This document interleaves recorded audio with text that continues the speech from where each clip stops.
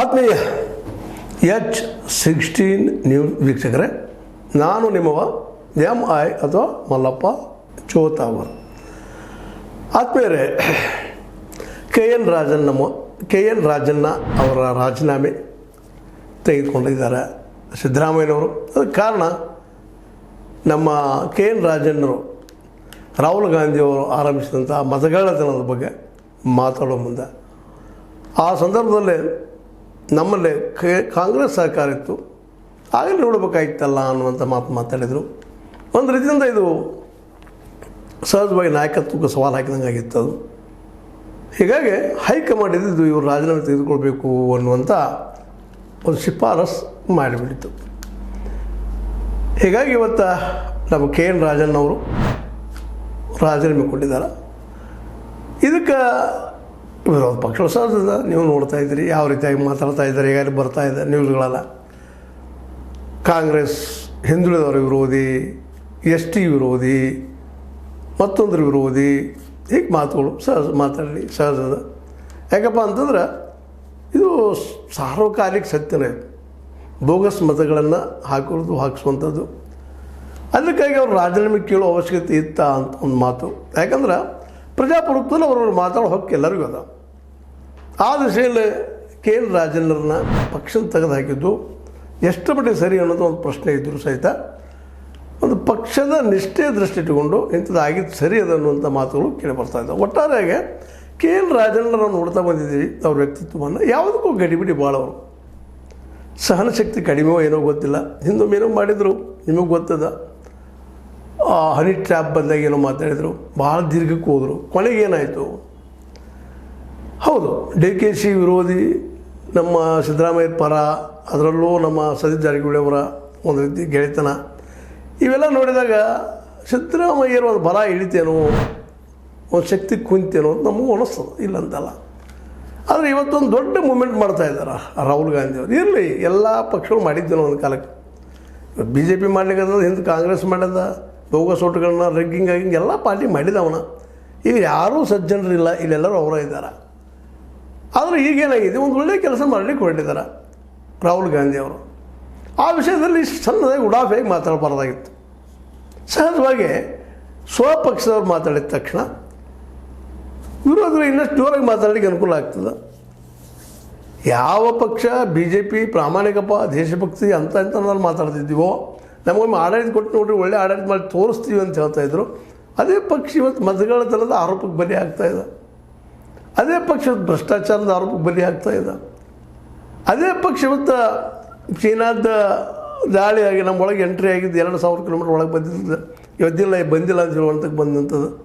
ಇವತ್ತು ಯಾಕೆ ಮಾತನ್ನು ರೆಫರ್ ಮಾಡ್ತಾ ಇದ್ದೀನಪ್ಪ ಅಂತಂದ್ರೆ, ಇವತ್ತು ಟೀಕೆ ಮಾಡ್ತಾಯಿದ್ದಾರೆ. ಕೆ ಎನ್ ರಾಜಣ್ಣ ST ಅದು ತೆಗೆದು ಹಾಕಿದ್ರು, ಹಾಗೆ ಹೀಗೆಲ್ಲ ಮಾತಾಡ್ತಾ ಇದ್ದಾರೆ. ಶುರುವಾಗ್ಯದ ಮಾತೀಗ.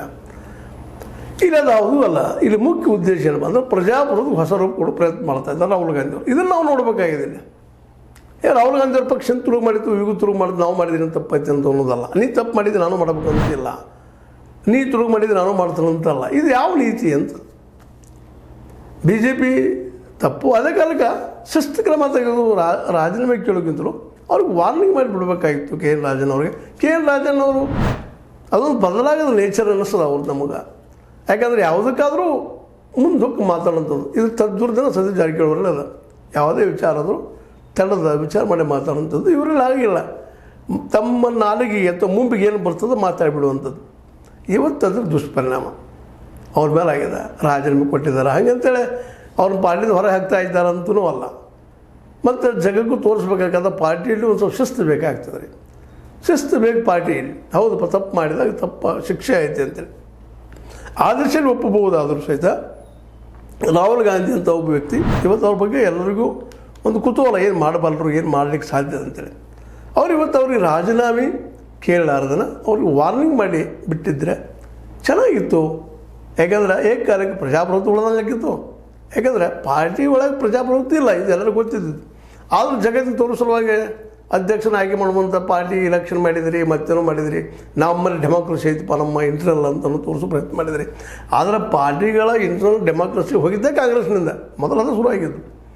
ನಮಗೆ ಯಾರು ಬೇಕು ಅವ್ರನ್ನ ಅಧ್ಯಕ್ಷ ನೇಮಿಸೋದು ಮಾಡೋದನ್ನು ನೋಡ್ತಾ ಬಂದಿದ್ದು ಇತಿಹಾಸ ಅಲ್ಲ. ಏನೋ ಒಂದಿಷ್ಟು ನೆಹರು ಅವ್ರ ಕಾಲದಲ್ಲೇ ಒಂದಿಷ್ಟು ಒಳ್ಳೆ ಜನ ಬಂದು ಹೋದರು ಅಧ್ಯಕ್ಷರಾಗಿ. ಆದರೆ ನಂತರದಲ್ಲಿ ಇಂದಿರಾ ಗಾಂಧಿ ಅವ್ರ ಕಾಲಕ್ಕಂತೂ ಇಂದಿರಾಜಿ ಅವರ ಹೈಕಮಾಂಡ್ ಯಾರನ್ನು ಸೂಚಿಸಿದ ಅವರು ಅಧ್ಯಕ್ಷರು. ಇವತ್ತು ಅದೇನು ಮುಂದೆ ಅದು ಬಿಟ್ಟಿಲ್ಲ.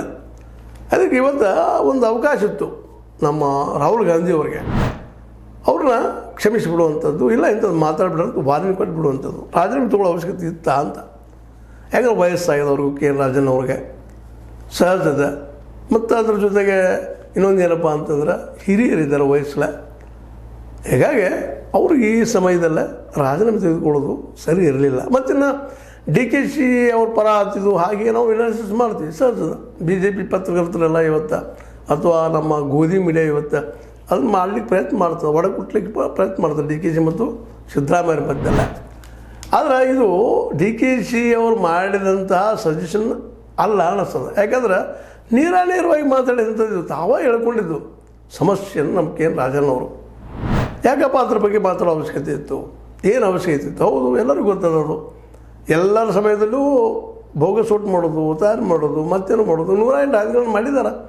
ನಾ ಈಗಾಗಲೇ ಹೇಳಿದ್ದೀನಿ ನಿಮಗೆ, ಈವನ್ ಮುನ್ಸಿಪಾಲಿಟಿ ಎಲೆಕ್ಷನ್ದೊಳಗೆ, ಪಂಚಾಯತಿ ಎಲೆಕ್ಷನ್ದೊಳಗೆ, ಗ್ರಾಮ ಪಂಚಾಯತಿ ಎಲೆಕ್ಷನ್ದೊಳಗೆ ಇವು ಬೋಗಸ್ ಓಟ್ ಆಗೋದು ನಾವು ನೋಡ್ತಾ ಇದ್ವಿ. ಇನ್ನು ಮತ್ತಿನ್ನು ಈ ಒಂದು MLA MP ಗಳ ಎಲೆಕ್ಷನ್ಗಳು ಅದು ನಡೀತಾ ಇದ್ದಾರೆ. ಇದು ಇವತ್ತು ಜೋರಾಗಿದೆ. ಯಾಕಂದ್ರೆ ಇವತ್ತು ಏನಿದ್ರು ಬಿ ಜೆ ಪಿ ಏನು ಹೇಳ್ತದೆ ಮಾತು ಕೇಳ್ತದೆ, ಯಾವುದು ಎಲೆಕ್ಷನ್ ಕಮಿಷನ್. ನಾಳೆ ಕಾಂಗ್ರೆಸ್ ಗೆದ್ದು ಬರ್ತಂದ್ರೆ ಕಾಂಗ್ರೆಸ್ ಹೇಳ್ದಂಗೆ ಮಾತು ಕೇಳ್ತದೆ. ಇದರಲ್ಲಿ ಏನಂತ ಮುಚ್ಚುಮರಿ ಇಲ್ಲ, ಓಪನ್ ಸೀಕ್ರೆಟ್ ಇಟ್ ಈಸ್. ಆದರೆ ಇವತ್ತು ಕಾಂಗ್ರೆಸ್ ಒಟ್ಟು ಬರ್ದಂಗೆ ಹಾದಿ ಬಂದು ಮಾಡಿಬಿಟ್ಟಿರೋದು ಬಿ ಜೆ ಪಿದು. ನಾವು ಬೇಕಾದ ಮತಗಳನ್ನು ಇಟ್ಕೊಳ್ಳೋದು, ತೆಗೆದು ಹಾಕಿಬಿಡೋದು. ಈಗ ನೋಡಿರಿ 65 ಲಕ್ಷ ಮತಗಳನ್ನು ತೆಗೆದಾಕಿದ್ದಾರೆ ಬಿಹಾರದಲ್ಲೇ. ಅದು ಯಾರು? ಅವ್ರು ನಾಗರಿಕ ನೆಲೆಗಟ್ಟಲೆ. ಯಾಕ್ರಿ, ಯಾರಲ್ಲೇ ಆಧಾರ್ ಕಾರ್ಡ, ವೋಟರ್ ಕಾರ್ಡ್ ಅದನೋ, ಪ್ಯಾನ್ ಕಾರ್ಡ್ ಅದನೋ ಅವ್ರು ಲಿಂಕ್ ಮಾಡಿಬಿಟ್ರೆ ಮುಗಿದು ಬಿಡ್ತು. ಆದರೆ ಸತ್ತವ್ರನ್ನ ತೆಗೆದು ಬರ್ಬರಿಲ್ಲ, ಹೋಗಲ್ಲ ಅವರು, ಯಾರು ಇರ್ಬೇಕಂತೇನಿಲ್ಲ.